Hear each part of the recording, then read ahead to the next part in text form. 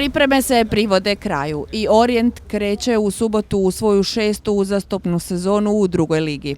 Ja očekujem da ćemo zadovoljiti naše navijače i simpatizere, prije svega dobrom i atraktivnom igrom.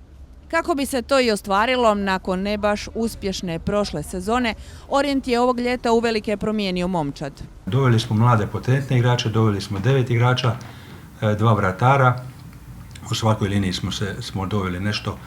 Prpića smo doveli u zadnjoj liniji, u veznoj liniji smo doveli Kordić, Grušića, Medojevića i Panića, u napadu Kovačevića, Hadžića i Momčilovskoga. Naravno, bilo je puno i odlazaka, među njima srećom po klub nije i onaj iskusnog Marija Tadejevića koji je odradio još jedne pripreme na Krimeji. Mislim da smo ih odradili jako dobro, da smo spremni za novu sezonu u kojoj moramo pokazati da je ona prošla bila samo slučajnost. I tako da vjerujem da ova ekipa može napraviti puno bolji rezultat nego što je bila prošla. U dobar rezultat ove sezone vjeruje i trener Slobodan Grubor. Do sada kroz trening i kroz prijateljske utakmice vidio sam jako puno dobrih stvari. Sigurno da imamo još dosta posla, ali momčad je jako dobro izbalansirana. Dakle, imamo iskusnije igrače, imamo te mlade igrače. Dobar je balans, energija u slačioni, ambijent, sve funkcionira.